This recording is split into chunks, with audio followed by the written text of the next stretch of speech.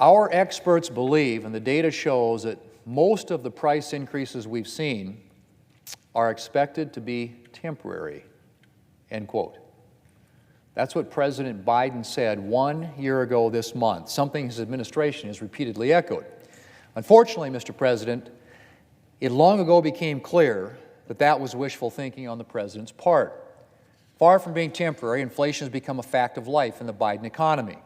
Last month, inflation hit its highest level yet under President Biden, climbing to 9.1%, the worst inflation in more than 40 years.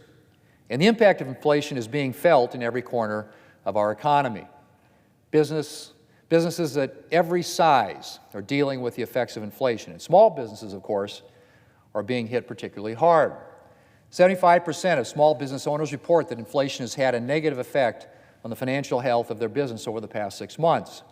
And 75% report that inflation pressures are getting worse. It's not surprising. Everything from inputs to transportation to electricity has become more expensive in the Biden economy. And that has a huge impact on businesses' ability to pay their expenses and run their operations.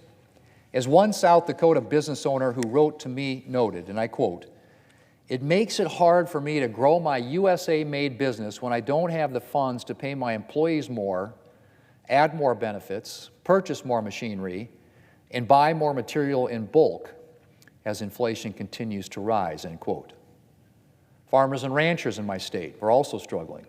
As of March, the price of fertilizer had risen to an astounding 162% since January of 2021. The prices of two common herbicides have risen more than 50% since last year. And the price of diesel, which powers a lot of farming and ranching equipment, has doubled since President Biden took office.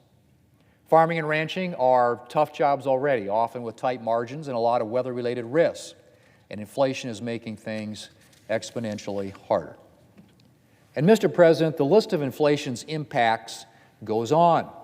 For example, last week I talked about how inflation is affecting our military, which is able to do less with the funds appropriated for it thanks to soaring prices across the economy. That in turn can affect troop readiness and the military's ability to keep up with needed programs and purchases, from weapons to vehicles to aircraft and ships. And of course, I haven't even yet mentioned the most basic impact of inflation, and that's the misery faced by hardworking Americans who confront sky-high prices at the grocery store and the gas pump and wonder how they're going to feed their family this month or whether they'll be able to afford to get to work. Bloomberg reported last week that nearly 6 in 10 American workers are concerned that their paychecks won't stretch far enough to support themselves and their families.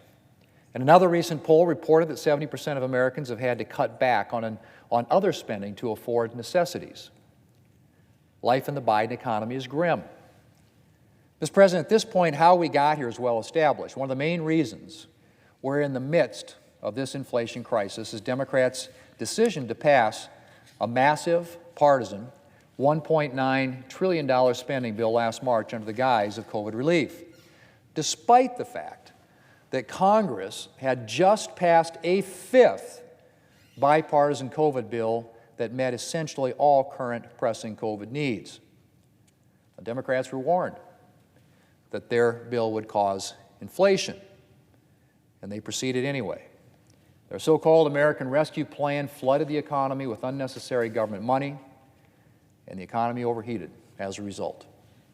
And so here we are, with Americans struggling under the weight of the worst inflation in 40 years, and Democrats want to double down on the spending strategy that helped get us into this mess in the first place. That's right. Despite the fact that even Democrat economists have stated that the American Rescue Plan helped create our current inflation crisis, Democrats want to pass another massive government spending bill filled with excessive spending and tax hikes. $1 trillion in tax hikes in recent discussions. Apparently, Democrats are not content with spending us into an inflation crisis. They'd also like to tax us into a recession. Mr. President, there's already reason to worry about the negative economic impacts of new climate measures the President is contemplating imposing. But on top of that, Democrats want to spend even more government money and impose $1 trillion in tax hikes, a substantial part of which would fall on small businesses. At this rate, Mr. President, there is no telling when our inflation crisis will end. And Mr. President, Democrats are so committed to big spending that even if their legislation fails this time around, they're already planning to run on their big spending agenda in November. Now, I'm not sure I would want to try to convince voters to elect me by touting the same spending strategy that helped land our country in this inflation crisis in the first place. But Democrats' belief in big spending is so deeply ingrained that it apparently can't be swayed even when they see the negative consequences. Mr. President, it is incomprehensible that Democrats are contemplating doubling down on the spending strategy that helped get us into this mess in the first place. The first spending spree has been a disaster for our country, and I can only imagine how much Americans would suffer from their next one.